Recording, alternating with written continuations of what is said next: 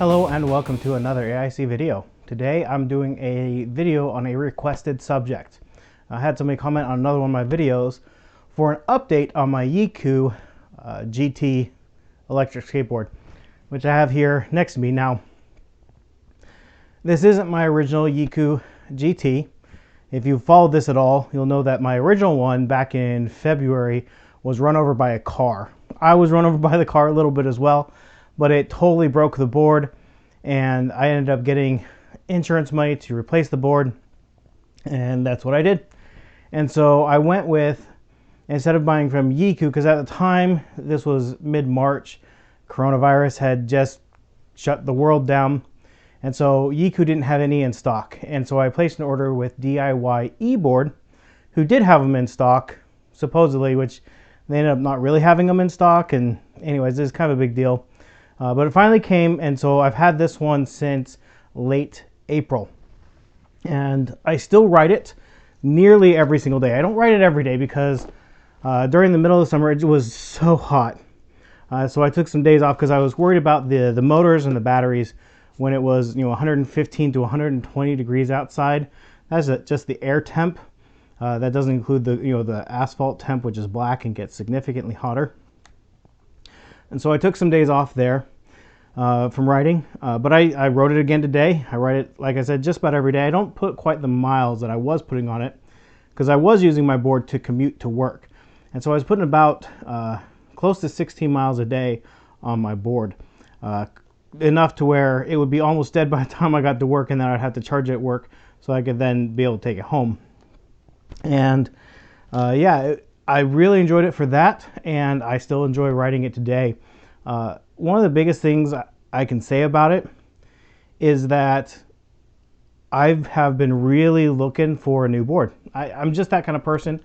In my 37 years of life, I've had more than 30 vehicles. I switch out my cell phone fairly often. I'm terrible. I'm an awful person.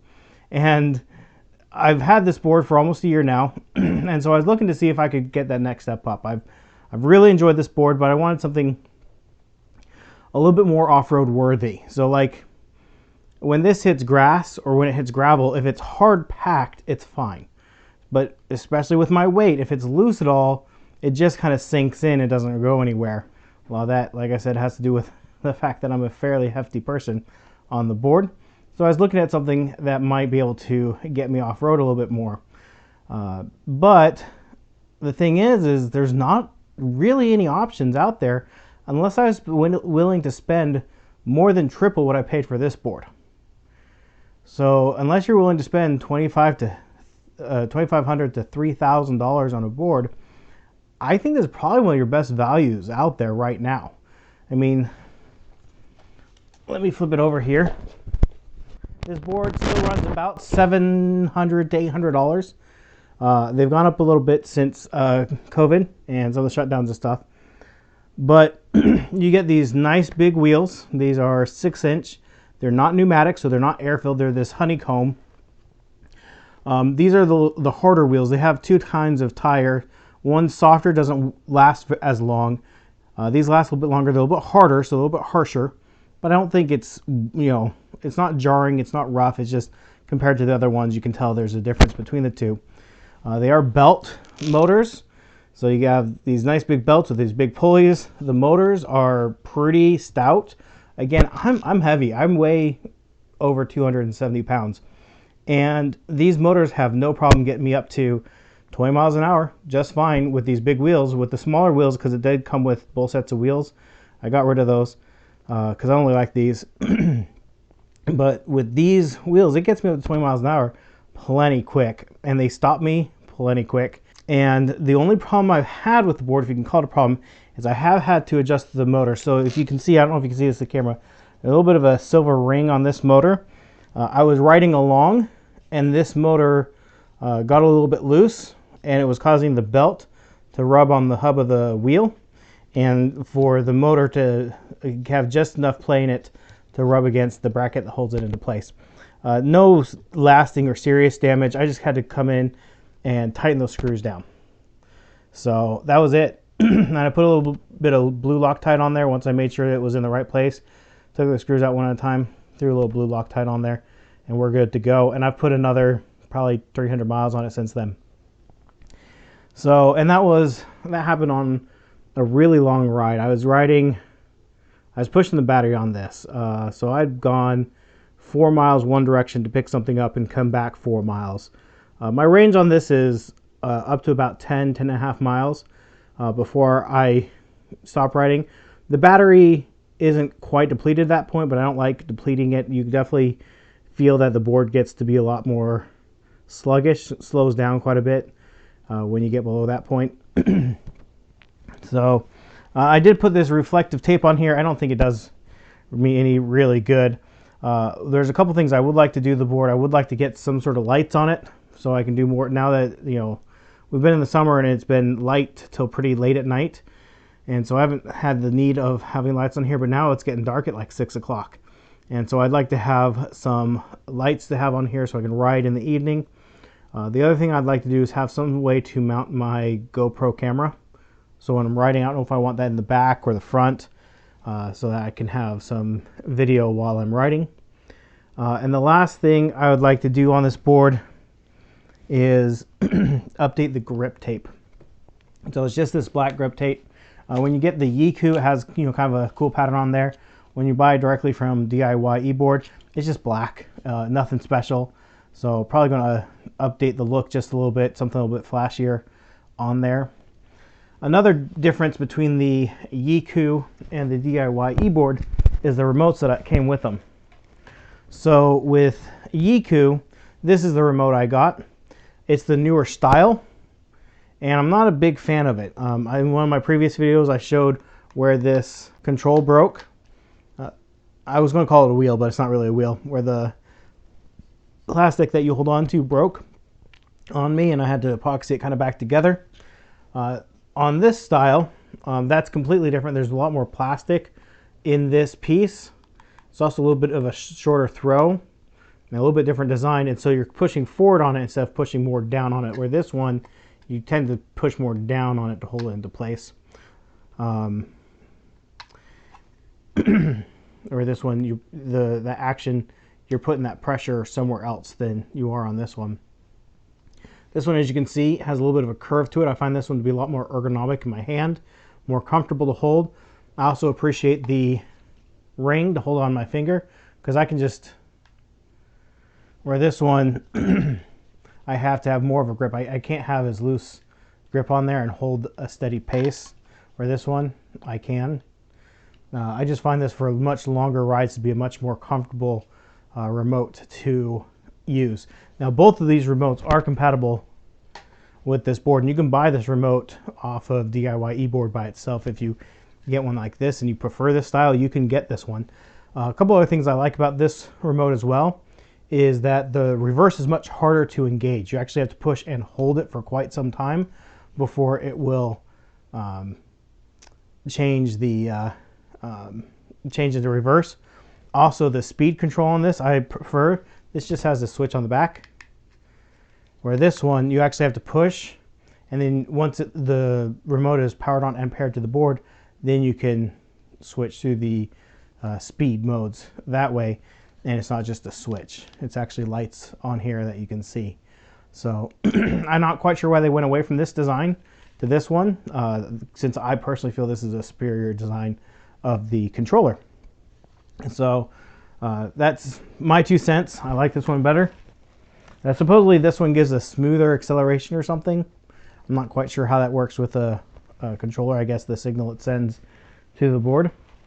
But if you're looking for, I hesitate to call this an AT board, because you're really not going to be hitting up hard dirt trails with this. It's not meant for that. What it really is an excellent board for less than ideal conditions.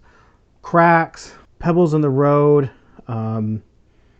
poor asphalt, you know, the stuff that's just like worn away and kind of cruddy, dips, bumps, things like that. This really kind of smooths them out, evens them out. You can't do the carving like you can on the urethane wheels quite the same, but you're going to get a lot better comfort, control, and just ease of use with this board over a board with urethane wheels. So I hesitate to call it an AT board because it's not an all-terrain board. Like I said, especially for me with my weight, I just sink into anything that's softer. Anything that's got sand in it or is damp at all, I just sink. It is a pretty heavy board. I want to say it's like 21 to 23 pounds, somewhere in there. Pretty heavy. But it's got plenty of power, plenty of juice, and I've put a ton of miles. I can't tell you exactly how many I put on this board. My last board, I put over 1,000 miles on it. Easy. Probably a lot more than that. This board, I'm probably closer to that 800-900 range. Not quite 1,000 miles on it. Like I said, I ride it nearly every single day. Every day. And, it's just been a great board. So it definitely is not perfect. You definitely tell that there's, it's not an expensive board. Just the overall build quality, when I first got it, it had the back wheels had been damaged in shipping, and I kind of fought that for a while, and then finally I had them send me out a new set of hubs, and that fixed my problem. The hubs themselves had bent. Doesn't have the adjustment that you get on some of the more expensive boards, but you get a really good range. Like I said, I get 10 plus miles out of it pretty easily, and that, again, that's me. I'm heavy. If you're way less than me, if you're lighter than me, you should get faster speeds and a much better range, because somebody who weighs half as much as me, you should be getting at least 30% better range. Easy. So you're looking at that closer to like 12 to 15 mile range. Now that's just a guess, but again, I'm a much heavier person, so the board has to work harder to move my mass around than it would somebody who's a lot lighter than me. So anyways, great board if you're looking to get into electric skateboard and you're looking at that under $1,000 range. DIYeBoard, Yecoo. I'll put links to them in the description. Now, one thing I will note is they have another board. You can tell this one has two separate compartments. This is for the ESC, or the electronic speed control, and this is for the battery. They have another board that has kind of like an all-in-one, and it has a LED light that runs down the side. Different companies call it different things, so I can't tell you its name, but that's visually has a LED light that runs down the side. Don't get that one. I've seen a lot of problems with that one. It seems like it likes to break. It's not as well made. It's a lot cheaper board, so I've seen a lot of people buy it thinking it's this board for cheaper, and it's not. It's a different board, and it's not as well made. This is a little bit more expensive. I'll put links directly to this. There's a lot of companies out there who resell DIYeBoard boards. But Yecoo's the one I bought from initially, and then I bought directly from DIYe.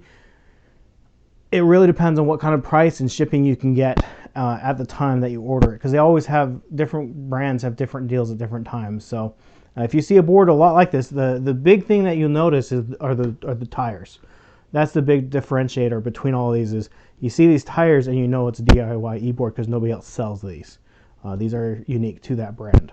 So if you see these tires, especially if they're green or blue or orange, then you know it's a DIYeBoard with these non-pneumatic tires.